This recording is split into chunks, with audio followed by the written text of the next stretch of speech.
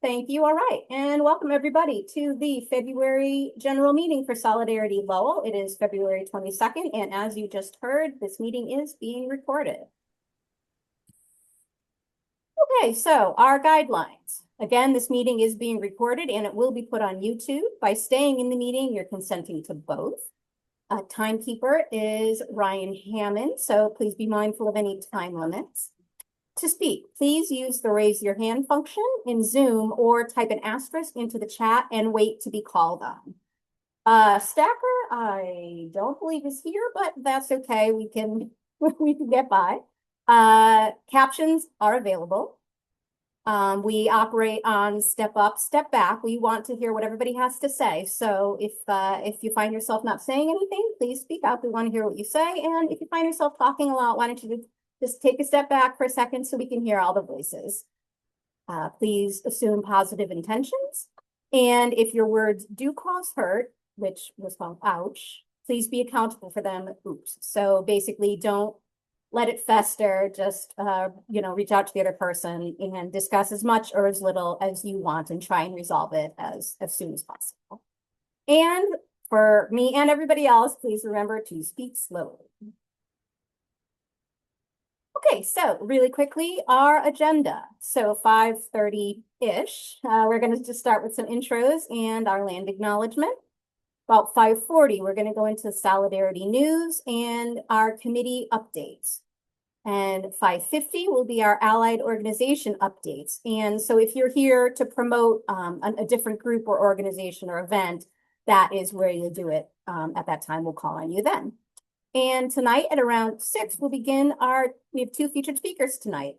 Julio Mejia, who is the Executive Director of the Merrimack Valley Project, and Nancy Coan, the Executive Director of Lowell Alliance. And then we'll finish it up with wrapping up at about 6:55. Okay, so we just want to start with a quick land acknowledgement. Here in Lowell, we stand on the lands of the following local nations: the Wabanaki or Dawnland Confederacy, the Pentucket, Pawtucket, Agawam, Pennacook, and Wampasset. And we're getting this information from native-land.ca. And if you click on this link, the bit.ly/sl-land, you could read a full version of our longer land acknowledgement. Okay, so I do see some newer faces here. So really quickly, let's just talk about Solidarity Lowell. So what is Solidarity Lowell? Solidarity Lowell is a volunteer group of community members defending human rights, dignity, and justice in Greater Lowell. We're a chapter of Progressive Mass and a Merrimack Valley Project affiliate. The Solidarity Lowell Coordinating Committee is your elected team running the meetings, organizing events, disseminating relevant news, and sharing calls to action. The SLCC elections are held every April. If you're interested in joining the SLCC, email contact@solidaritylowell.com. Okay, so this is where we get to know you. So I am going to call on everybody. We would like you to give your name, your pronouns, where you live, and if you had to eat one meal for the rest of your life, what would it be? So I am going to start with myself. In Baranowski, my pronouns are she, her. I live in the Acre. And so if I had to eat one meal, it's kind of an obvious choice for me because I think I've been saying this for about a year or two that I could eat the veggie dumplings and tasty dumplings every day. So I think that is my clear answer. And Ryan did not have a mic and a camera where he was, so I'll call on him next from behind me. My name is Ryan Hammond. My pronouns are he, him. I also live in the Acre. And if I had to eat one meal for the rest of my life, I would choose sushi because it is highly customizable and variable. Oh, I'm going to bend the rules with that. Yeah, And for my choice, I will call on Joe Boyle. Okay, well, first of all, Joe, you're on mute. And you're sideways. Okay, you're not sideways anymore. All right. Joseph Boyle, he, him, live in the Lowell Highlands. If I had to eat one meal for the rest of my life, it would probably be chicken parmesan. Nice. Okay, next on my list is Aaron.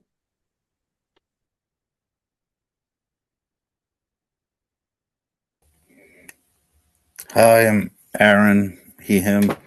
I live in Centerville, and if I had to eat one meal for the rest of my life, it would be pizza, because any way you try to cheat the rules, you can find a way with pizza, with you just put something different on it or you go to a different place. Nice, nice. Okay, Greg is next on my list, but I see they say sorry listening at work. Greg, he, him, and the food would be Thai curry. Okay, next is Gwen.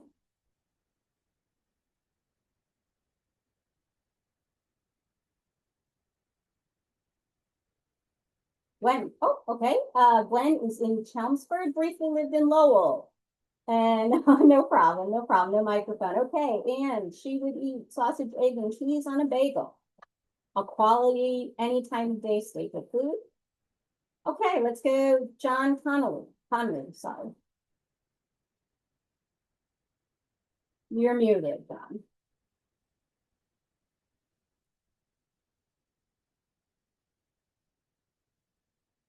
I can probably unmute you.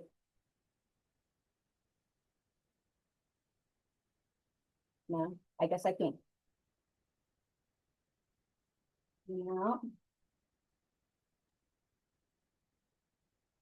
We can't hear you, John.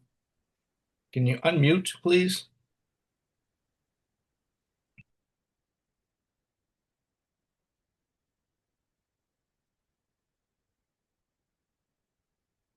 Hmm.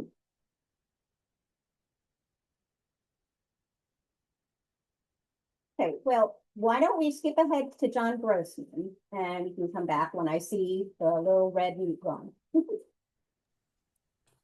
I'm John Grossman. I live in Pawtucketville.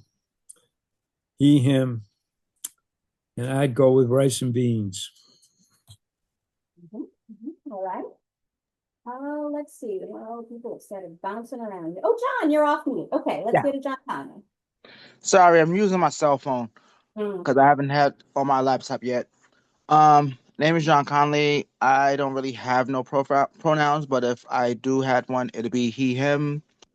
If I had one alternative food for the rest of my life, seafood. Hmm. John? Yeah. And let's see. Who is next? Julio. Hi everyone, I'm jumping on early. Julio Mejia, he, him. I live in Lawrence. One meal would be tacos, because you can vary it by meat and proteins. Mm-hmm.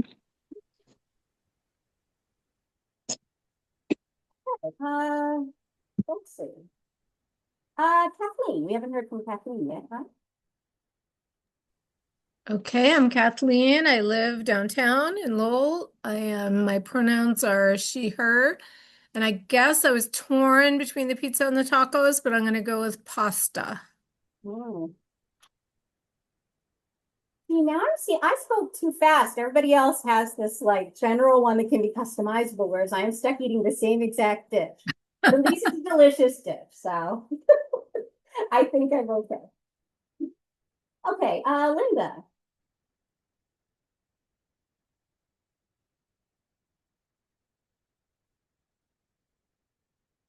Linda, you are muted, Linda.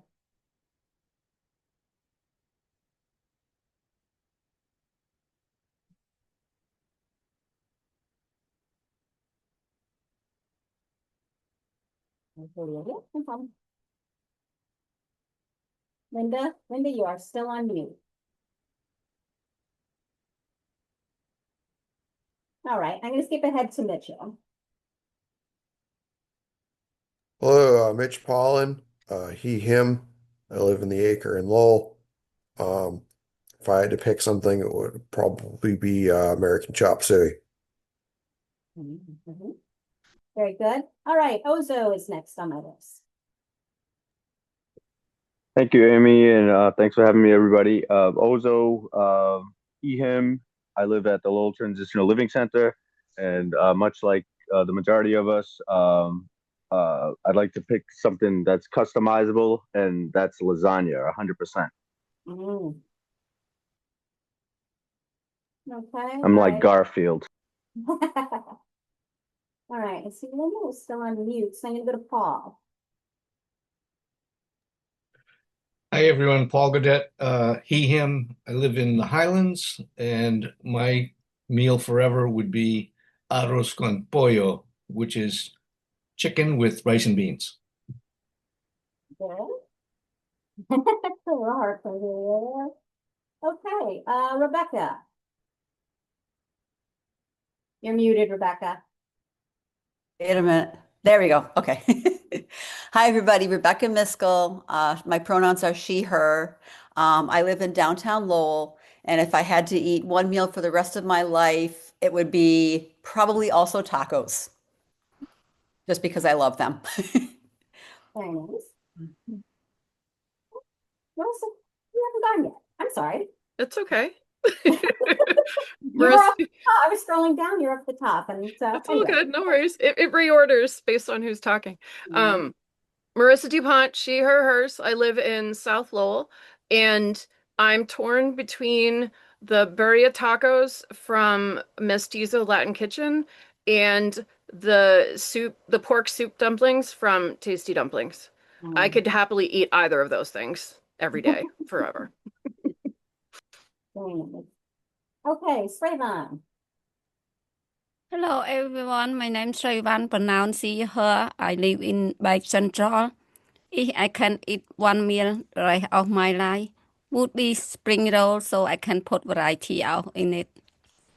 Very nice. And you make some amazing spring rolls, I have to say. The hit of every party you brought them to. Okay, Linda, how are you doing?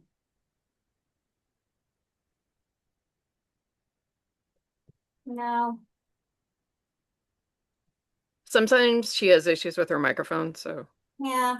yeah. Okay, well, all right, sorry, Linda. You can always put it in the chat. All right, so how's everybody gone? I believe so, looking around. All right, very good. Thank you all for sharing a little bit.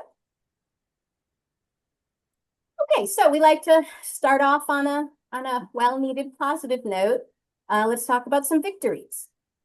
The Maryland Democrats introduced redistricting legislation to counter the Trump gerrymanders. Partnership with Farms reinvents Kentucky school lunches, ending days of canned pizza and fruit cups. Boy, yeah, remember that from back in the day. Bison have returned to Illinois prairies to the sounds of drumming after 200 years of absence. There were many transphobic candidates who overwhelmingly lost the ballot box last year. Democrats reintroduced the Trans Bill of Rights as a moral commitment to trans people. Judge orders Trump administration to allow men expelled to El Salvador to return. Lead population has dropped 100-fold in the US over the last century. Working family parties, Julio Mejia just declared victory in her primary for Congress in New Jersey's 11th. And finally, the Supreme Court struck down Trump's sweeping emergency tariffs. All right, and who else has anything positive they'd like to share? Let's see, Mitch. So earlier this month, of course, Representative Vanna Howard won the primary for the state Senate race that is currently in progress. Obviously, she was endorsed by Lowell Together, who is our Solidarity Lowell's endorsing group. And So that's a pretty big deal. It was a hard fought win that a number of people I know in here contributed to. And of course, that's not over yet because there is a general election just a week away on March 3rd. Yes, thank you, Mitch. And John Grossman. You may remember one of the earlier publicized ICE kidnappings was of Rumeysa Ozturk, who was a graduate student at Tufts University. There was that video of her being grabbed and pulled into a car in Somerville.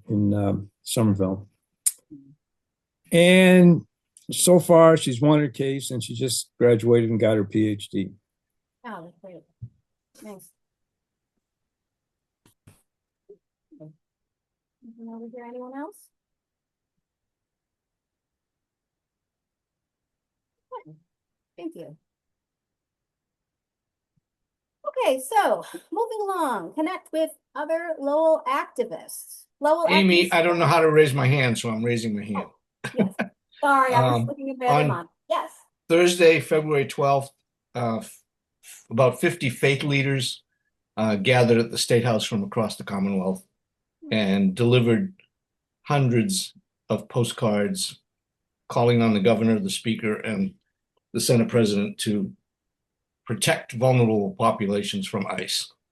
This was a third push, but it was just prior to Valentine's Day, and we delivered a large Valentine saying we're happy with her statements so far, but we're brokenhearted that they're not stronger and we expect more. Nice. Thank you. Okay, so Lowell Activists Unite is a new online community space for Greater Lowell, and it's on Discord.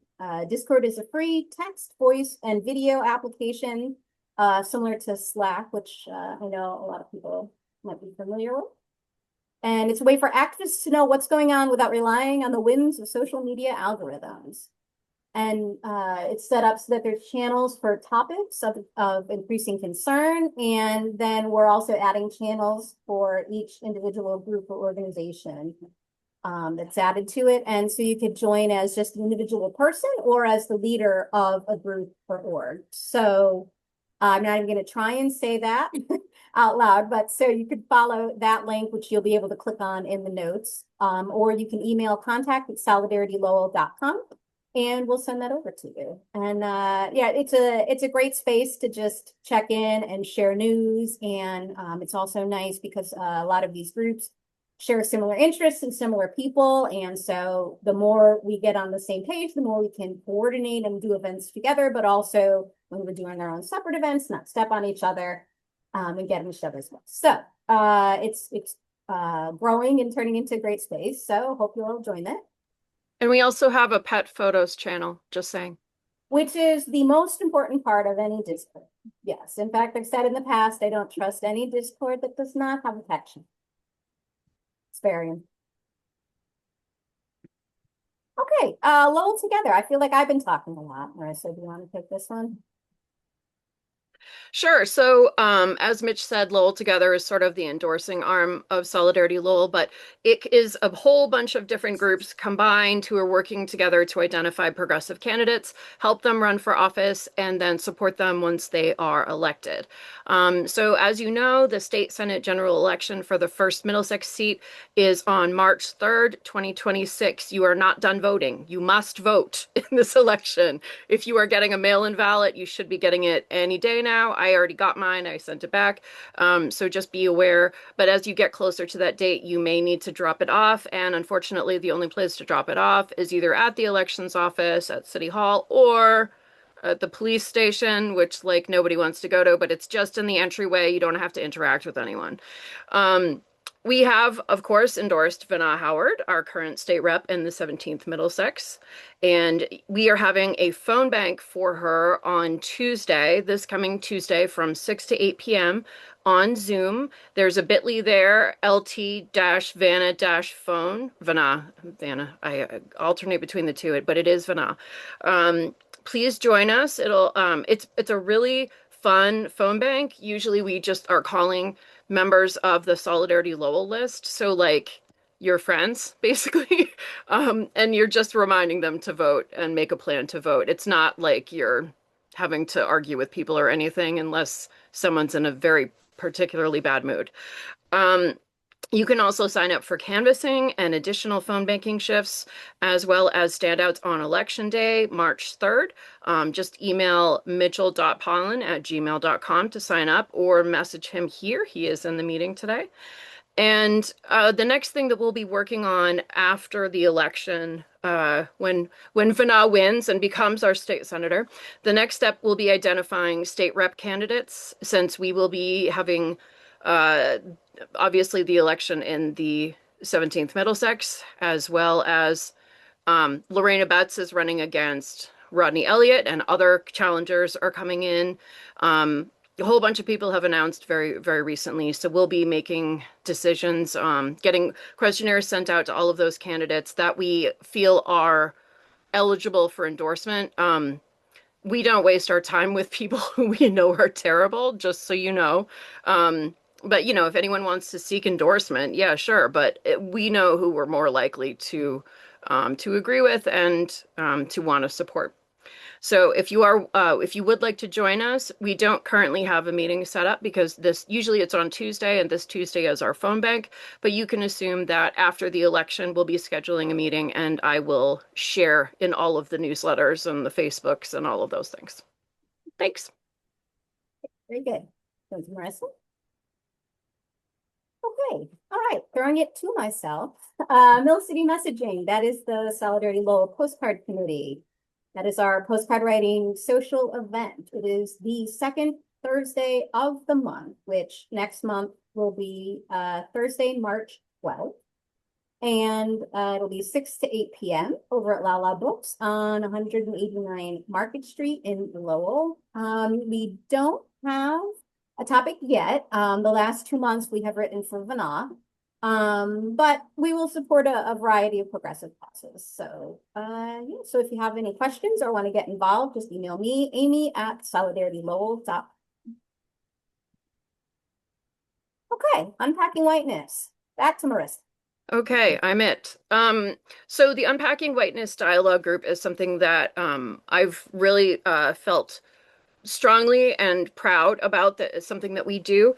So it allows folks to come together to explore racial biases, white supremacy, white privilege, explicit and implicit bias, systemic racism, and microaggressions in supportive, structured dialogues. There are 5 sessions. It's just once a week, and it's capped at 10 people. So it's a very small group, probably starting in March.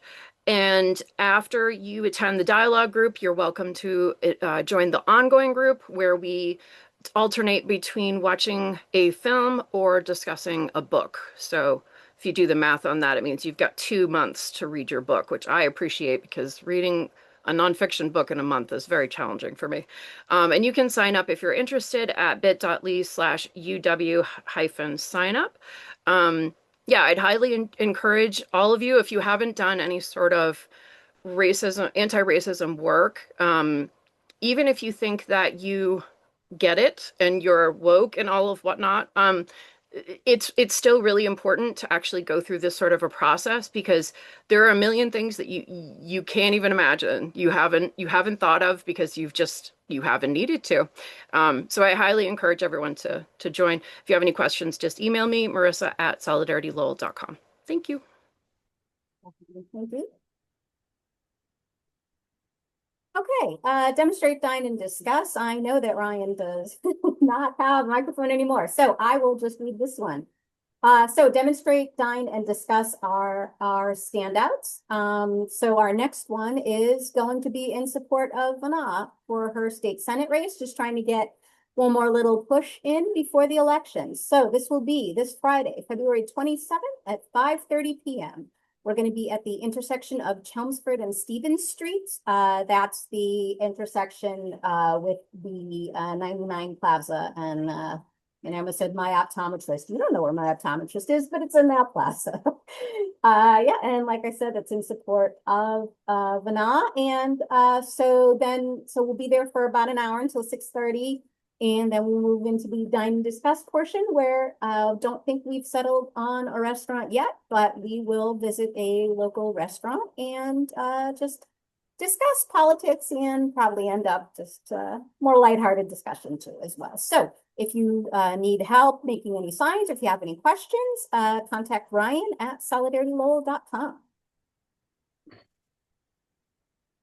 Okay, and just a general reminder, if you see ICE in your community, please contact the Luce hotline. Save the number in your phone. I know I did that a couple months ago in the meeting, so I didn't forget to do it. So 617-370-5023. That hotline is open from 5 a.m. to 9 p.m. every day. And so this is if you suspect that you see ICE or DHS or FBI or just any unidentified individuals that you think might be, or if you've witnessed or had any personal contact with this. So call the Luce hotline because they know what to do in terms of rumors and how best to handle things. And if you are interested in learning how to be a volunteer or a verifier to go through these things yourself and verify the rumors yourself, visit lucemass.org. Okay, so now we are moving over to our allied group updates and announcements. So please share any important information and upcoming events from groups that you're involved in. So I'm gonna look over here and I am going to see hands or people just manually raising their hands.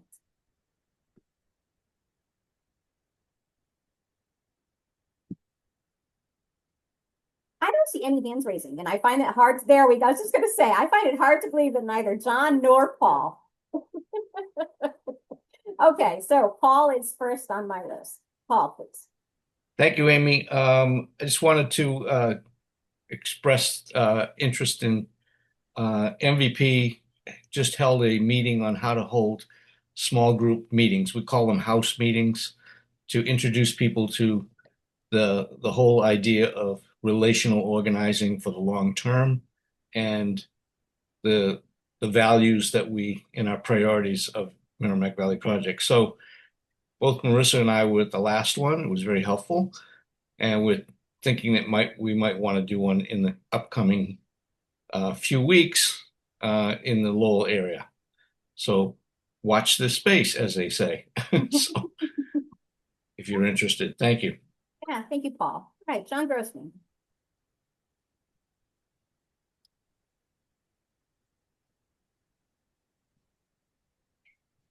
You are muted. This is, sorry, this is on behalf of 350 Mass of Greater Lowell, the Climate Justice Group.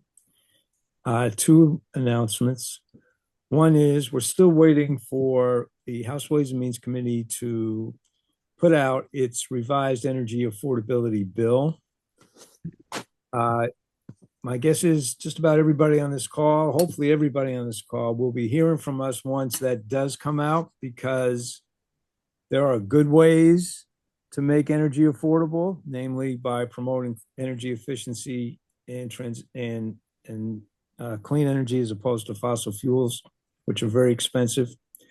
And there are bad ways to make energy affordable, namely by cutting out Mass Save and the fees that pay for those programs, which are long run much cheaper than continuing what we're doing. So you'll hear from us about that. And if you see it in the news, you don't have to wait till you hear from us, but the ask will be to contact your state rep, even and senator, even if there's someone that you think is excellent, and urge them to take a strong position in favor of promoting clean energy and not fossil fuels and saving Mass Save. The second announcement has to do with the fight against the data center in South Lowell, the Markley Group's data center. There is going to be the city council has proposed that there be a moratorium on development of data centers. There's only one that anybody knows of in Lowell at this point. A 360-day moratorium while they go through a zoning review and figure out what the rules should be about zoning and siting for data centers. The folks that live around the data center that have been leading the campaign to stop it, which they call themselves Honest Future for Lowell, are urging people to attend. So this ordinance that would set the moratorium, there's first has to go before the planning board, and there will be a public hearing at the planning board on Monday, March 2nd at 6:30 p.m. at city council chambers. So if you're motivated to that they should pass this ordinance, it'd be good to show up there and say that. Okay, thanks, John. All right, Mitchell. All right. I just want to mention that the Lowell Democratic Caucus is this coming weekend on Saturday, February 28th, 9:30 a.m. at the Riley School in Belvedere. So this is the annual caucus to elect a delegation representing Lowell at the state convention. It's a good opportunity if you haven't participated in it before, it's a good opportunity to meet folks in the local party, to meet some local elected officials and state ones. It's also a good opportunity. The convention itself is going to is a this is an election year, and it will be voting on endorsements in statewide races. You have to get a minimum number of votes at the convention to qualify for the primary ballot in the fall for the statewide races. So it's actually a pretty important responsibility. So I encourage you can go there, you can vote for delegates or run for one or run for delegate yourself. Um, I encourage folks to show up. Again, that's going to be this coming Saturday, the 28th, 9:30 at the Riley School. Yeah, thank you, Mitchell. Yeah, and that's an important one, and especially some of the wards in Lowell could really use members. So yeah, please make a point and show up for that. So let's see. I'm looking for more hands. Give me a second. All right, very good. Thank you all. Okay, let's move on to our first featured speaker, Julio Mejia, the Executive Director of MVP. Julio Mejia first rose to prominence in 2023 when he became one of the first Gen Z elected officials to the Greater Lawrence Technical School Committee. Since then, he has worked with a variety of organizations, becoming the Executive Director of Merrimack Valley Project, a member of Governor Maura Healey's Youth Advisory Council, and traveling to Washington, D.C. to represent Dominican Americans during the Biden administration, amongst many other things. Welcome, Julio. And let's see, oops. So I am going to stop sharing. And do you have a presentation to share, Julio, or are you just I do not. I can go free range. Very good. Take care. Yeah, we're figuring out our design stuff now, so maybe one day we'll have a nice presentation for you. Well, thank you for the invite. It's good to be here with some amazing folks that I've built some good relationships with. And thank you for the introduction. So, as you know, Julio Mejia, Executive Director for the Merrimack Valley Project. I've been director of the project for a little bit over a year now, celebrating my first year as director. And I look a little bit frozen, so okay, now I'm good. And I've been in the role since then, and before that, I was an organizer with the project for about 2 years. And prior to that, I had been in different roles from political organizations, advocacy groups. I just finished my term on the Governor's Youth Advisory Council, and I did go to DC representing Dominicans around economic issues and racial justice issues in Massachusetts, and amongst other panels and conversations at the statewide and national level. But as we know in this moment, it has been super important to organize now more than ever before. And being part of the project has been sort of a calling, and also leading this work is not easy during this time. So for those of you that don't know about Merrimack Valley Project, we are a nonpartisan, multiracial, multi-ethnic organization led by community leaders from faith, community, and labor organizations across the valley with over 35 member groups. Again, all the way from Chelmsford to the Seacoast, where we have a team building up now, and our starting base is in Lawrence. Of course, we work in various communities working on social, racial, and economic justice issues. So some of the work that we've been doing lately ever since the fiasco at the national level. We have been leading lots of work around immigration and housing, particularly in the Lowell and Haverhill communities. So a few of the teams that we've been building up, Rabbi Aaron and I, who's our community organizer, and has also met with at least most of you that I know. He's, doing a lot of good work with leaders on the ground, with several teams in which, again, around housing and immigration. So in Lowell, we have a housing team, which I know few of you here are on that team, leading some work around affordable housing and the housing production plan as a first step to push the city of Lowell to act on affordable housing, and amongst other issues. We also have some housing work going on in Haverhill, where we're pushing this campaign. We've sort of pivoted from local housing work to the rent stabilization campaign, which we're leading statewide, and also this campaign that the governor's office, at the governor's office, the statewide affiliate that we're a part of, Mass Communities Action Network. We've been leading a campaign targeting the governor to take bold public executive action. And so essentially what that campaign is one of the more regional highlights for the organization right now. And what we're trying to do, and as we all know, the legislature has the worst performing record in the country, 50 out of 50 in accountability, transparency. They passed 7 bills in the last session out of the over 1,500 bills that were proposed, compared to other states that are more left and right leaning that have been able to do more, and especially for the good of this moment. And we've seen examples of that across the country. And so what we saw was we have seen that right-leaning groups and also authorities have leveraged the power of states' rights and the executive power to take executive action. Essentially, that would dramatically impact the lives of people everywhere around us.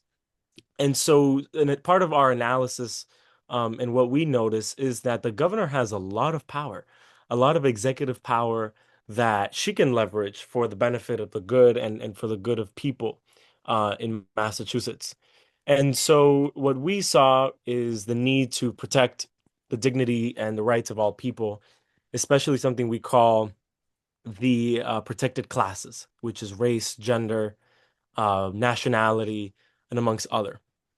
And the way that we framed it is we understand that the national immigration system is a very complex system, but there are lots of ways that we can mitigate the impact here in the state.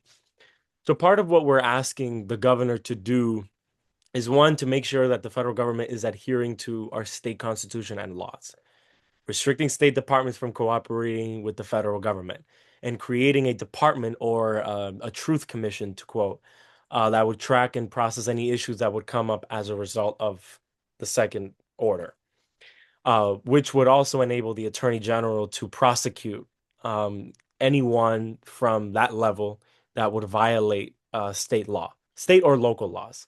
So it would enable cities and towns to also buy into this similar executive power, where other cities such as Burlington, Vermont, have leveraged this power to protect its residents. And so what we're asking folks to do on that campaign, what I'm going to do in the chat, if it's okay with folks, I'm going to include a link to the campaign that we're part of with our statewide affiliate, as I mentioned, MCAN, and nationally, Faith in Action, in ways that you can take action, in ways that you can sign postcards, you can arrange a house party, you could call up the governor's office and pushing them to take bold executive action. And feel free to reach out to me or privately DM me if you're interested in learning more about the campaign or having more information from our end and what we're trying to organize at the local level. So that's for MCAN, the work that we're doing with MCAN. Some of the work that we're doing around the housing production plan. Is it okay, Marissa, if you can update a little bit of where the team's at? That might be helpful. Sure. So the housing production plan is something that was put in front of the city council last either June or July, last summer. And we all thought that it was a no-brainer and that it was just going to fly through and everything was going to be great because obviously we need housing and this should be obvious to everyone. And not as many people that should have, myself included, went to the meeting thinking that it was just going to go through and it did not. Um, so obviously that was very bad, but we have a new city council now, and so what we've been doing is meeting individually with each city councilor to talk about the housing production plan, go over what is in the plan, what it would do, how it would help us in the city, and and just talk to them about that ahead of someone putting it on the city council agenda, which will probably happen in early March. So that's basically where we're at right now. I think there's a meeting coming up with Sean McDonough, I think on Thursday. So if you're interested in getting involved, just contact me and I can put you in touch with Rabbi Aaron, and get you in there. There's a prep meeting ahead of that, and then there will be another meeting of the actual Lowell Housing team, I think the following Thursday. So yeah, just get in touch with me if you have any questions. Back to you, Yeah, Julio. thank you. And thank you. And th those are just examples of what our teams are doing right now. Aside from our statewide effort and the efforts that we're leading locally, we're also part of the Luce Immigrant Justice Network of Massachusetts. And so being part of Luce, which means light, and there's many meanings behind it. And it's exactly what we do in terms of the statewide network, but also us as an anchor organization for the Haverhill Hub and also several other hubs supporting with mutual aid and trainings and other opportunities to build around municipal organizing. So one of the examples of municipal organizing and the ways we've organized cities is we've pushed local cities and towns to take action around protecting ICE, limiting, or not protecting it, protecting communities from ICE, limiting cooperation, ending that cooperation, and tracking data. So similar to the campaign at the state level, but rather more targeting the Lowell City Council. And we're actively doing that right now with a coalition of organizations.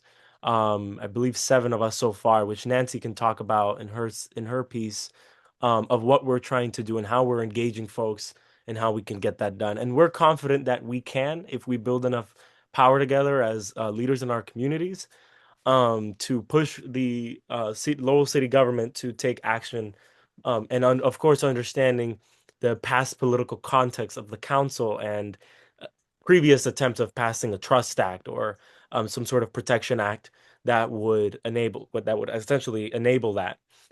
We did it in Lawrence about 10 years ago, where the mayor didn't want to do anything about it. The city council didn't want to take action. And we essentially pushed both parties and doing those research actions and organizing folks and got that passed. And so we know that that is possible locally.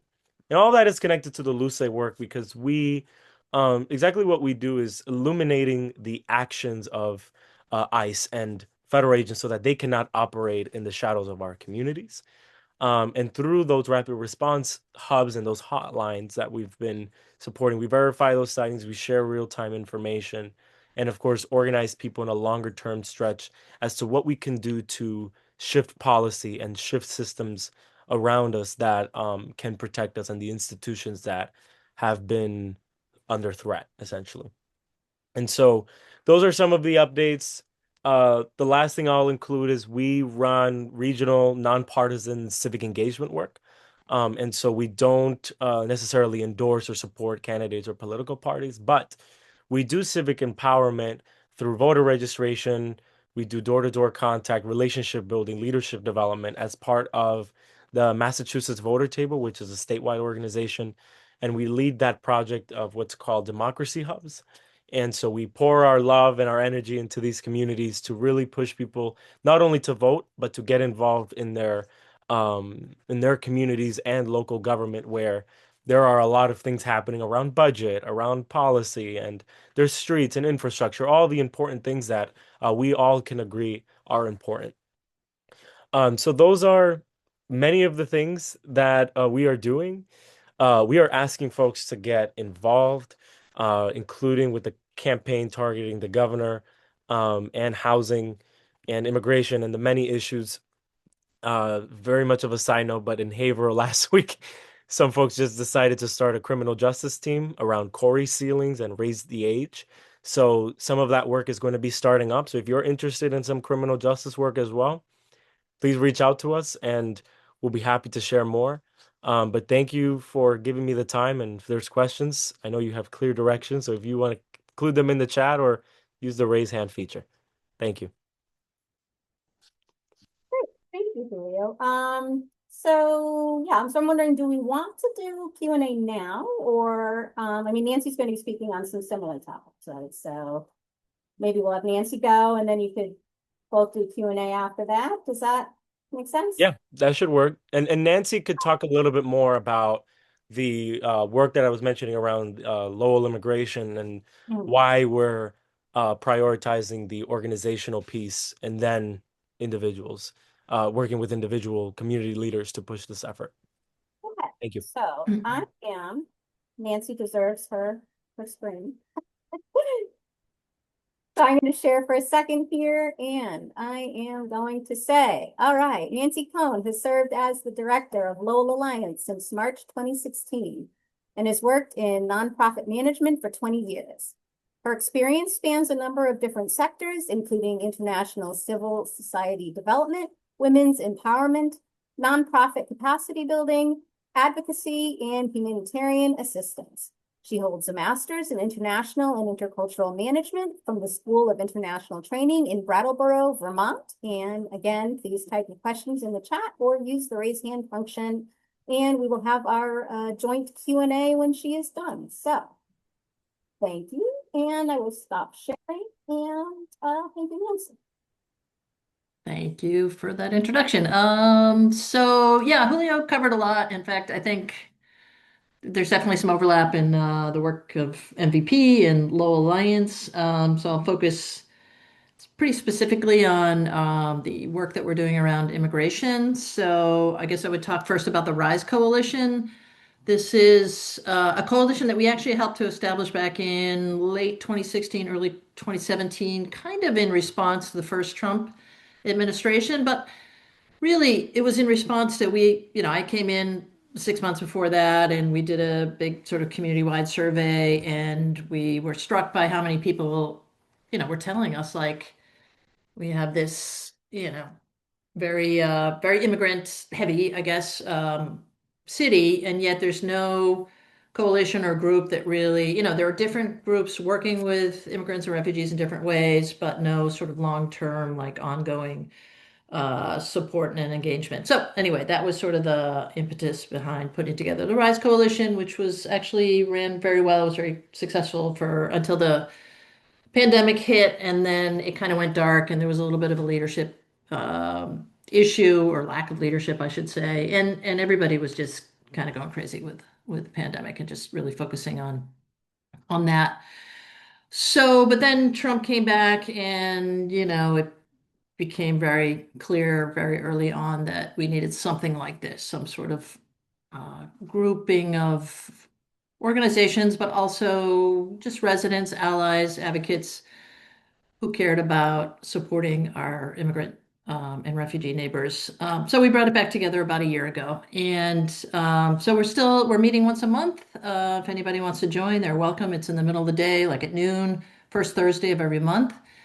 Just to give you an idea of what we've been doing as the RISE Coalition, we've organized several trainings on, like, family preparedness for organizations that are working directly with immigrants. In the case that one of the parents or guardians of children get picked up by ICE, what can they do to prepare and have their paperwork? And actually, we had a family preparedness clinic all set for tomorrow, but that's not going to happen now for obvious reasons. So, and that is working directly with families to help them prepare their paperwork in the case of a ICE detention family. We've also done some Know Your Rights training and sort of information, just kind of communicating with the larger community, Know Your Rights. We're also affiliated with the Luce network that Julio mentioned. And as sort of part of that, we've done verifier trainings. There was a verifier training just about a week ago that some of you might have been there. And we've done a little advocacy local and at the statewide level. And I'll talk a little bit about something that's coming up next month. Actually, Immigrants Day at the State House is obviously a day at the State House where we're focused on supporting immigrants, but through legislation and reaching out to our local legislators and asking them to support certain bills.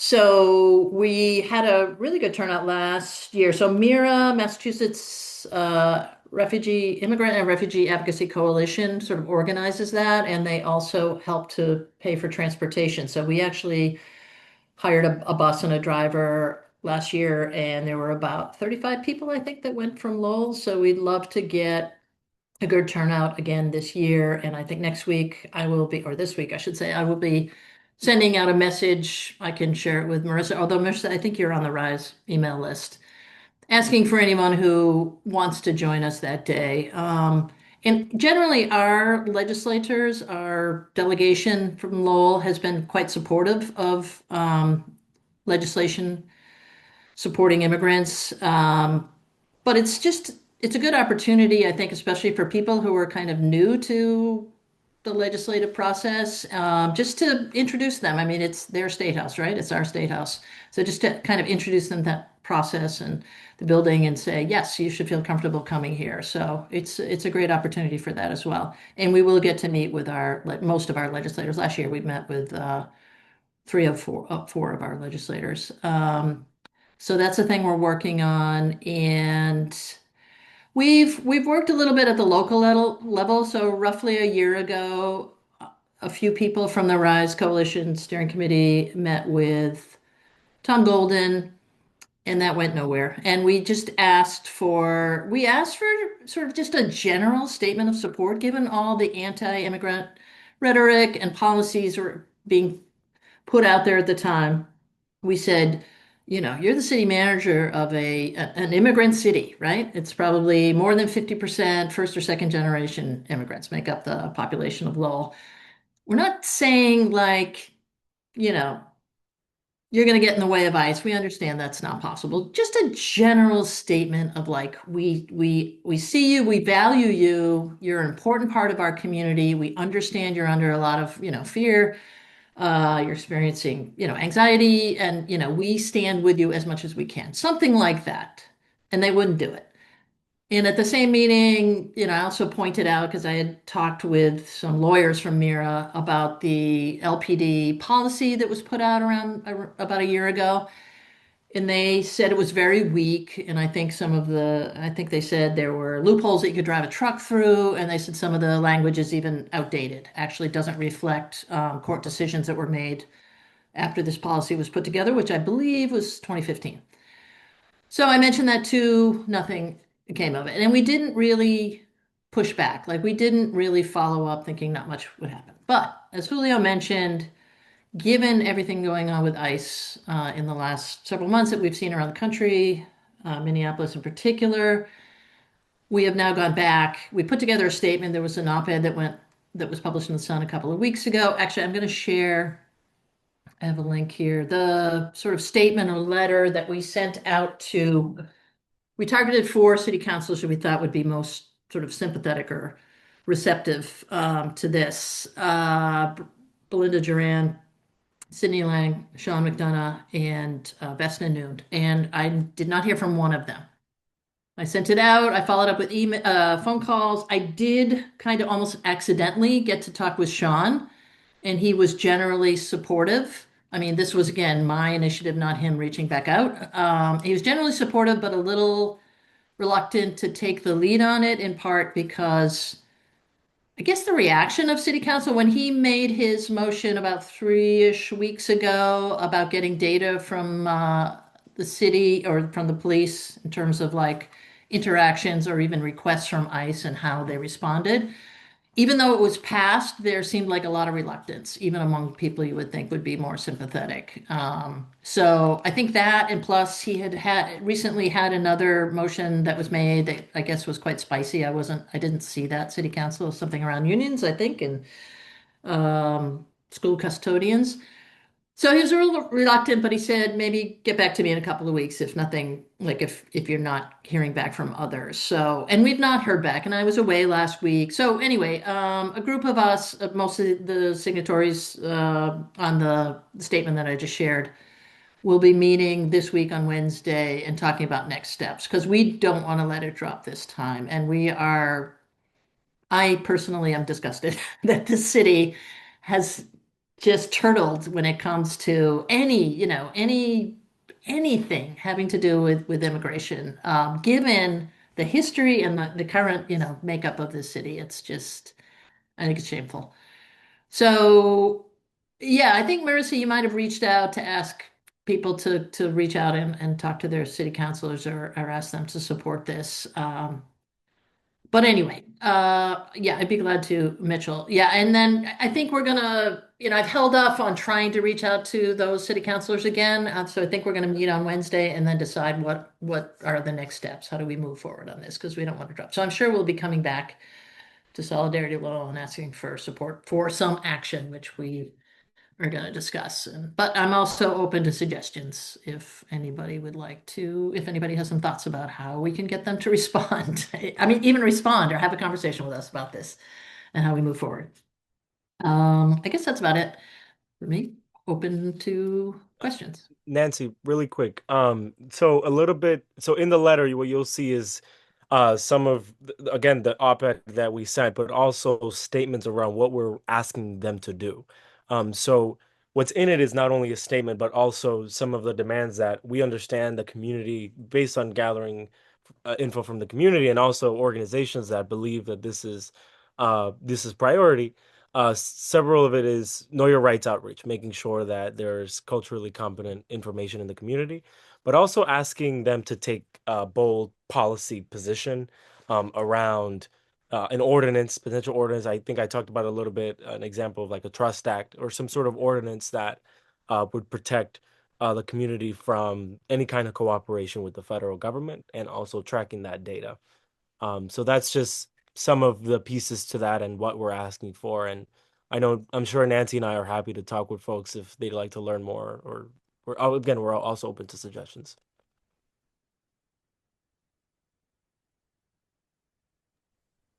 Okay, well, thank you both. So let's move into Q&A. So please raise your hand. I will look for. I think there's some questions in the chat, Amy. Might want to start with those. Okay, let's see.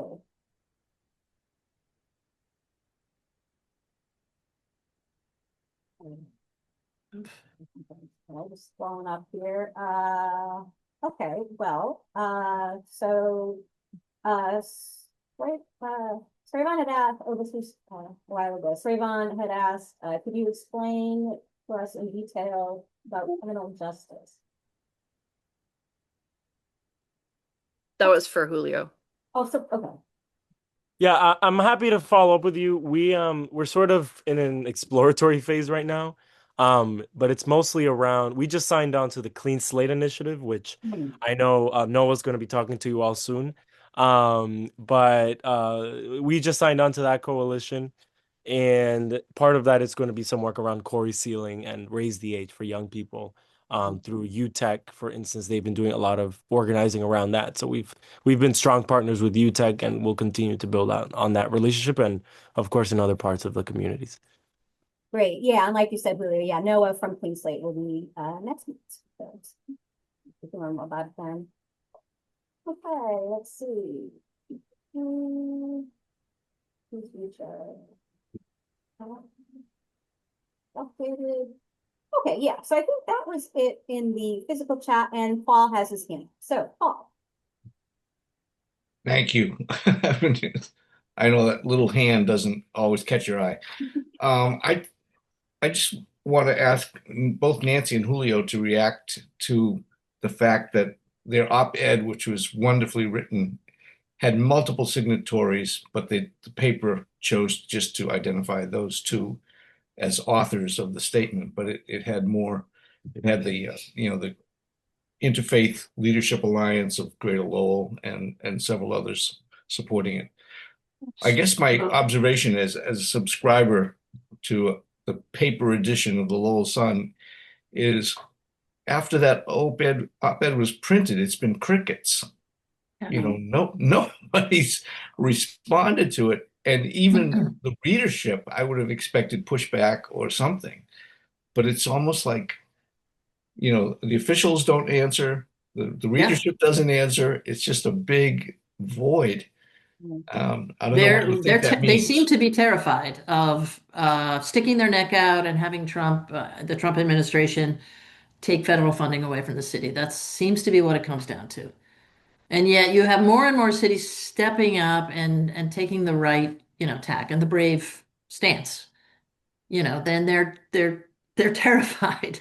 And we all know what happens when you keep giving in to bullies, they just keep taking more. I don't quite understand it. Maybe what it is primarily, my understanding is primarily what they get from the federal government at this point is CDBG funding. And now they're going to give, how much are they going to give so that they can, obviously, it's CDBG funding that they're going to be giving to whoever owns the senior center. I'm not sure if you're aware of this, but this is now a hot topic. And yeah, so maybe that's what they're concerned about, seems like. But for not to have any of those, what I would think as more people, the city councilors who would be the most concerned about these issues, to not have any response at all was surprising, to say the least. And by the way, the reason that Julio and my name was on it, on the op-ed, is I heard once I sent it to the publisher or the editor, and he got back to me and said, we're going to run it, but typically for op-eds, we have at most 2 authors. So I made sure to mention the other organizations that we had been in discussions with who had signed on to that. So I made sure at least that was in the op-ed, but I get that, I guess. Otherwise, maybe it would have turned into a letter to the editor, which would have meant it probably would have been cut a bit. So that's why that happened. It was an excellent statement. And maybe it's a blessing that we haven't had MAGA people write back letters talking about the True. other There were side. comments on the Facebook page, of course. People were quiet. It was just quiet all around. Given what's going on nationally, it's a little bit hard to believe. And Greg, you asked if other cities in Massachusetts have passed similar laws, which they have. There's been a lot of that in recent weeks. There was sort of like a regional grouping around Boston that came out, and Mayor Wu spoke sort of on their behalf, but there were like 6 or 7 communities in the Boston area that came out with a sort of a strong policy on how the cities would or would not interact with ICE. Worcester came out with a policy a couple of weeks ago. Trying to think. I think there are some others in Massachusetts, and then most recently I read about one in Burlington, Vermont. So yeah, why would they single out Lowell? I don't know. They're a little spineless. They're afraid. It's not showing any kind of real leadership, if you ask me. I can add a little bit into that. So, some of what we've heard in terms of cities rejecting to take bold public action is, one, the federal funding, but also this narrative of sanctuary cities and making that and criminalizing that system by staying silent. But also in terms of how the term is used by immigration opponents, and also more moderate or right wing, what are best described as more community policing policies or practices. And so, there's sort of a lot of pushback on that and not to be seen as a sanctuary city. And a lot of it also comes from the governor. She says that we're not a sanctuary state, and in her loose end press conference that she made when she signed those executive orders that aren't going to do much, essentially said that state and local police, quote, always cooperate when need be with ICE. And so that raises a lot of red flags and, conversations that we need to have. That's all I'll add to that. Okay, John Grossman, you're all set? Oh, you had your hand up. Oh, I did have my hand up. Yeah, I don't know why it disappeared. Thank you. I think there's another, I agree with that analysis, the analysis of both about fear of Trump and what Julio said, but I think a third one is they're afraid of the voters in Lowell. I don't think Lowell's voters are all that progressive. I think there are a lot of people in Lowell. I think if you could ask everybody in Lowell whether they supported this, I think a majority would, but I don't think they're a majority of the voters in Lowell. I don't have any scientific study to back that up. That's just my own observation, but I think that's part of the problem. And I wonder if there's a way to try to expand the coalition a little bit and bring labor into it, which might help. We have talked about that, right, Julio? I'm not sure where we came Yes, out. I actually follow up separately with you guys yeah, about it. we should talk, yeah, because I spoke to Tom last week, but we should talk. Yeah, that's important to know. All right, thank you. Srayvon, I know you had your hand up. Yep. I just want to add from that because the like of the city come not say anything, just keep quiet, no yes or no. It really impact to the community, especially to low its diversity. They like out try to deal with, especially to the police or city, and also really impact to anything. The voting people don't want to vote if they not trust the city or anything. And also like if you get involved, do something like community don't want to get involved because they don't hear anything from the city support the community or not. The move really, it really impact because the quiet with that they not trust with the city or police. Yeah, I think it would be helpful if we're able to share some stories about like Sydney did actually at the city council meeting where Sean proposed, made that motion about getting data from ICE and I guess it was Vesna, who my understanding is initially wasn't even that supportive of that motion. But so I don't know if whatever the conversation there at city council moved him, but he mentioned that his nephew, I believe, who I think is an American citizen, was just was like concerned or afraid to like walk down the street and is now carrying his passport with him and things like that. So I think there are a lot of stories out there like that. Getting people to come forward and share them like in a public forum might be challenging, but if anybody knows people Yeah, I think who would also be willing to come forward. I think that's we all know it's so people. challenging if you go canvas do something, yeah, include you outreach something you think like the community or the people open the door for us to like okay outreach for vote or outreach for do something in community. People right now they not open the door. Yeah. Yep. Understandably. I mean, we're telling them not when we're distributing know your rights information, we're telling them like don't necessarily open your door. Gotta be careful. And they're getting trickier. ICE is showing up as like pizza delivery man or Amazon delivery, things like that. Oh, okay, thank you. Let's go to Ozo. Okay, guys. Could we consider something else that they're just pigs? Maybe. They stalk, monitor, harass, assault, cover up murders, rapes, the Moses Harris situation, the treatment of me and my neighbors, not even people on, I guess shooting up or doing anything, just hanging out for 1 minute in the jam neighborhood, you're gonna be moved along if you look a certain way, of course.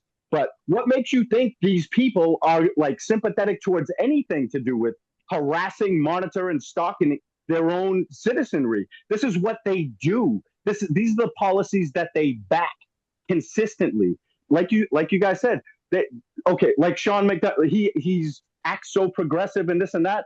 I haven't really been paying attention to these people because I have no faith. I'm harassed going to the YMCA and back as I'm busting my ass for the city sorry about that. Every single day I'm busting my ass for the city and I can't even go from the Y to the shelter without being harassed. So I'm just saying, thank you very much. I thought at least, yes, I mean, it's all relative, but the four city councils that we reached out to are, relatively, I don't know, progressive is, maybe too strong a word, but again, as I said, we reached out to them because we thought they'd be the most sympathetic or Nancy, open or receptive to Nancy, doing something all the respect in the about this. world, Nancy, but Vesna Noon himself, he was advocating for more teeth in the trespassing law, Nancy. These people are not sympathetic towards anybody who's already being discriminated against. I'm sure of it. They put on a great face in their fundraisers and they're shaking hands, working the room, but they're not about it. And I'm telling you that right now. And I'm sorry to put a damper on it, but this is how I feel from experience. I've been treated like shit in this city from especially the police and all these movers and shakers and stuff. All I'm saying is I don't know why anybody would be like incredulous to the point that these people are not sympathetic towards the cause. And that's all I'm saying.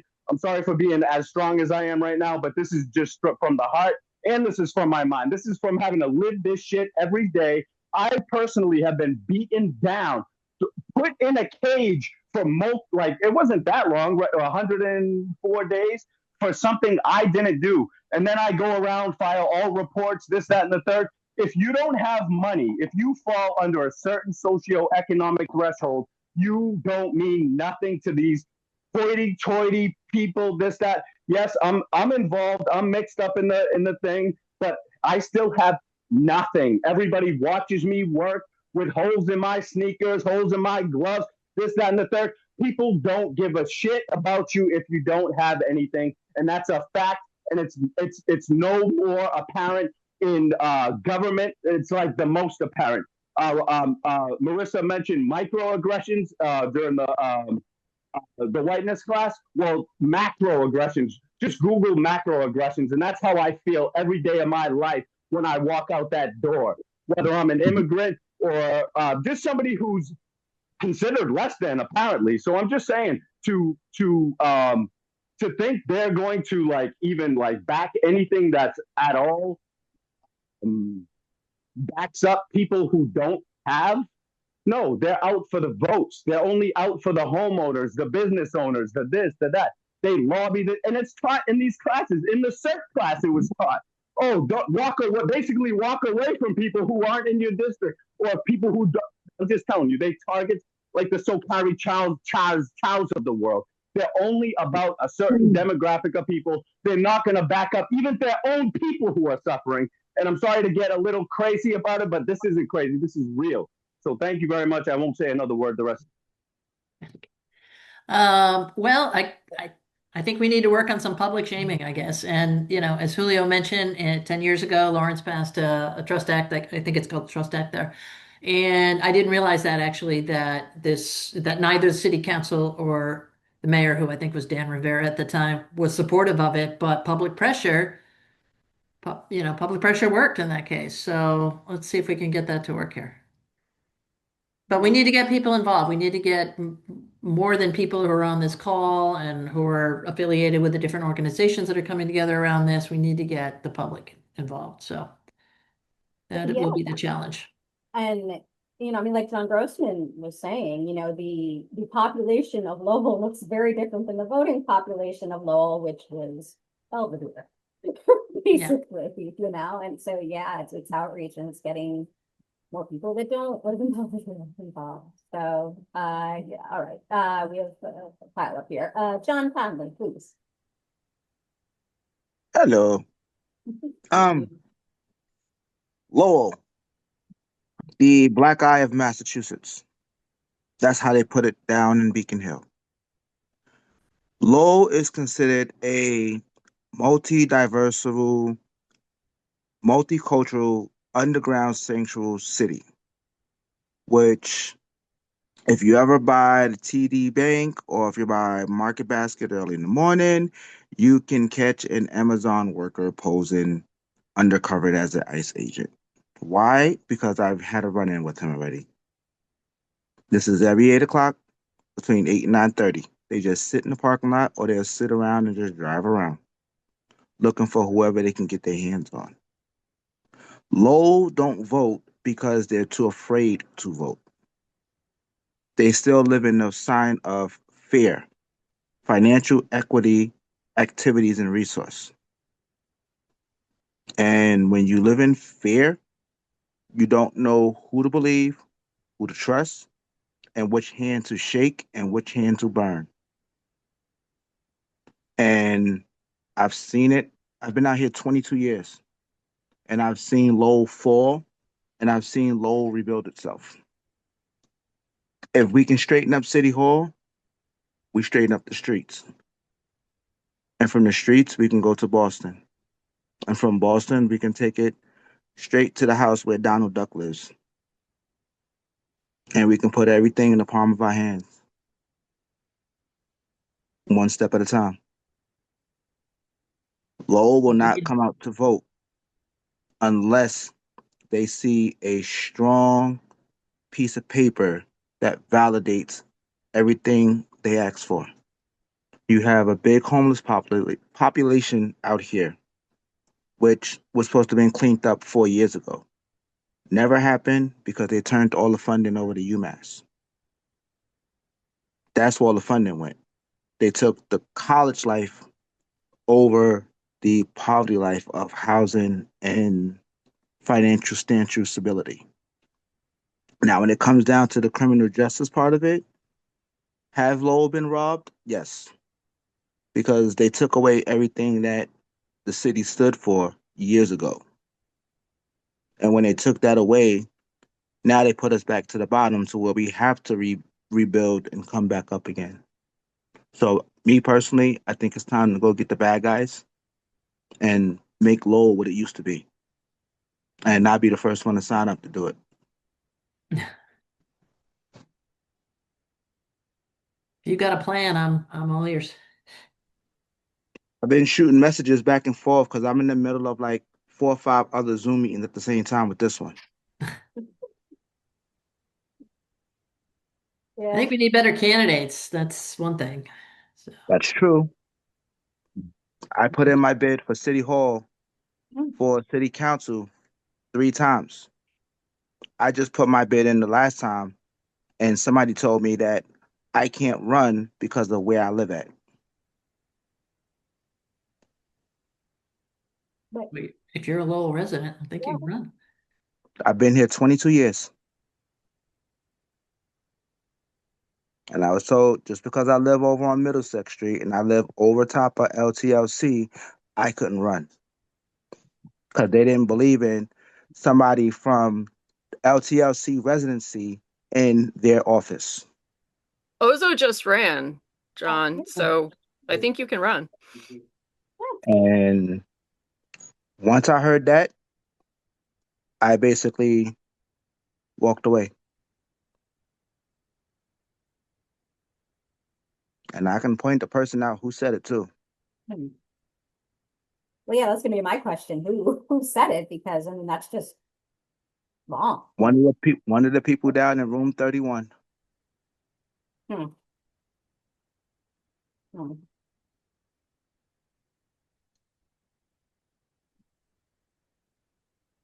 Well, if you're still interested, sounds like that is something that we should pursue in the future.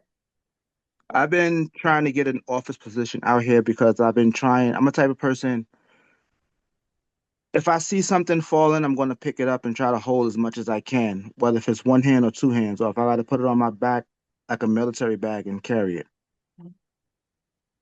And for people that do know me, like Ozone, I do work alongside the Recovery Cafe down in William Street. Plus, I've been advocating across the 49 states for everything that we're talking about here today. And like I said before in the last meeting, every time I go to Boston, I call one person up there and I get every answer I need. Even if it's to sign off on something. John, make sure that you're on our mailing list because I'd really like you to attend the next Lowell Together meeting because that's where we talk about all the like elections and stuff. Yeah, I'd really like to have your voice. Awesome. That's what I said in the message. Send me a link of everything because you might see me today but you won't see me. Just for example, you might not see me for another couple of weeks. Okay. And as long as I know the meeting is on a certain day, I will make it my business to be there. Awesome. Yeah, thank you. Yeah, you definitely, your voice could be used there. That's good. Because I am a criminal justice student. Mm. So when it comes down to the law, just like the way they play dirty games, I play a dirtier game, but they can't handle it. Because I'll go to them right with the questions that nobody asks, or the courts, you know how they say in God we trust in the courtroom? How much of that do the courtrooms trust, or how much of that do the big house in Boston, Beacon Hill, actually believe in what they say or what they actually tell people? They might look at you today and say, yeah, we'll look into it. But tomorrow, they'll sit down and have a cup of coffee and a bagel and say, about what happened the day before. And that's exactly how they treat Lowell. Yeah. They treat Lowell and Lawrence the same way. Well, thank you, John. I am looking and I see that it's 6:56, and so Mitchell's had his hand up for a while. So Mitch, why don't you be our last question, and then we'll. Amy, Mitch has his hand up. Yeah. So Mitch will be our last question, and then we'll wrap up. Yeah, I was just going to say, that, comment on what John Grossman said earlier, is that, yes, unfortunately, the voting base of the city is not necessarily representative of the city at large, and so also is the campaign volunteer base. Ultimately, or any campaign's ability to reach voters and get people to the polls is going to be highly dependent on its ability on the volunteers. And having consulted for several campaigns in this city, there is just not enough manpower. So, if we all want to see better things, but we've all got a lot more work to do to make those things possible. So, Yeah, definitely. Thank you.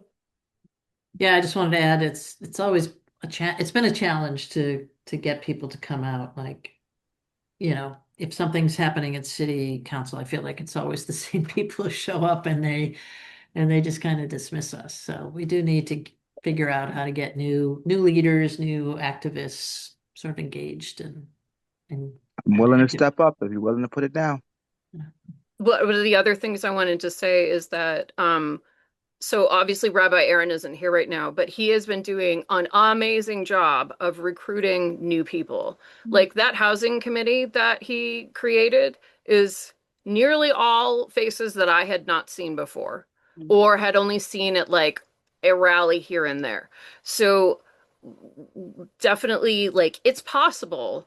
It's just it's one-on-ones are super important, and I think there've been trainings. Merrimack Valley Project has done trainings on one-on-ones. It's like the biggest thing that you can possibly do to get people involved, and like we all need to be out there doing it, and we're all working full time and we're all exhausted. So it's like, yeah, we all know, I think, what needs to be done. It's just there are only so many of us, and we can only do so, but we're got to keep trying. Yeah. That's all it is. Yeah. Hey, speaking of that, can I take 30 seconds to put in a plug for Empower, which is our Lowell Alliance and CBA's grassroots leadership development program? That starts in late March, goes through mid-May, Wednesday nights, couple of hours. And really the goal of that is to kind of get people who think maybe they want to get involved more in Lowell and making changes in Lowell and kind of helping them move to that next level. So if anyone knows people, you all are pretty engaged, but if there are a couple of alums here on the call, but if you know anybody looking to get more engaged, or maybe some people on the call, reach out. And the deadline is Friday, actually. Very simple. Sign me up. Who's that? Sign me up. John. All right, I'll send the application to Marissa again, and she can share it out with all you. It's in the newsletter. Oh, cool. Yeah, but I'll keep it in there until the deadline, so it'll be in again this week. Thank you.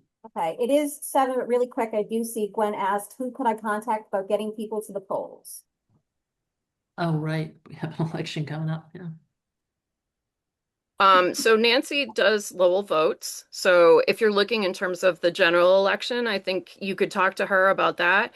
In terms of helping out at this coming election for the state Senate race, Mitch is the one that you're gonna want to talk to, because he's organizing a lot of the canvassing and whatnot for Vana, as well as sign holding on election day. But obviously, canvassing takes priority. Yeah, I have to say that Lowell Votes has not been super active on for this special election. It's kind of a capacity thing. We really kind of focus on the regular elections. We don't really have capacity to do special elections as well. I think we're just going to be putting stuff on social media saying, "Hey, there's an election coming up. You should vote." Okay. That's a good question. I don't know, Rebecca. Um, Between 4 people to register or the vote, please say your vote done and after. Yeah, I don't know. Amy? Amy? Amy, you got to turn towards your microphone because Turn a it's little- really muffled when you don't. Oh, is that the problem? Okay, Yeah, sorry. yeah, it's way better now. Okay. 2 monitors, sorry. Okay, I was saying that I didn't know. I was asking if anybody knew, but then I saw Joe raise his hand. Joe, are you answering that or are you saying something else? No, I was saying something else. Just Okay. finish up your thing. Okay. Oh, well, no, I don't know, and I'm not sure if anybody else knows, but I'm sure we could find that answer and pop it in the meeting notes. Okay, Joe, real quick, because we are over time. Yeah, on the subject of Lowell votes, did you see the city council motion from Councilor Robinson asking about money the city has spent around the elections other than on organizations other than the elections office? Any idea what that's about? You're muted, Nancy. Yeah, that actually came up a couple months ago, and my colleague Luciana, who has a relationship with a little bit with Corey, I do not, I do not talk to Corey anymore. He said, yeah, it seemed like it might have been targeted at like why are organizations like Lowell Votes, which is not true actually. We get $0 from City Hall, zero from the government. Like why are they getting money and people aren't turning out to vote? So, but he said it was more like I can't remember. It's been a couple of months, but it wasn't intended target, but just like, hey, if we're putting money into the elections, are we putting in the right place? Or maybe we need to have to put money into elections or to give to civic organizations that are working on getting out the vote. So supposedly it's kind of innocuous. Supposedly, it did seem kind of targeted when we first read it, because I don't think City Hall really likes Lowell votes. I don't think they think they're objective and that they support certain candidates and so on and so forth. City Hall supports themselves. They don't really care too much about people out here. As long as they're in that seat and they're looking good with those suits on, that's the only thing they worry about. Yeah. Okay. Well, thank you to both of our speakers and for all of our questions and engaging conversation. We are a few minutes over time here, so really quick, let's talk about our next meeting. Like we said, our featured speaker will be Noah Risley from Clean Slate, Massachusetts. It will be Sunday, March 22nd from 5:30 to 7. And hopefully weather permitting, it will be back to our hybrid style. It'll be on Zoom and at UCC Drake 10 Arlington Street, just over the bridge, over the border into Drake. So, oh yes, we have all of our socials. Please join us online. We have a page and a group. So if you go to our public only Facebook page, you get our public events and photos, but you miss out on members only events and more of the discussion. Please join our Facebook group to participate in all of the events and the discussion and all of that. We have our website, solidaritylowell.com.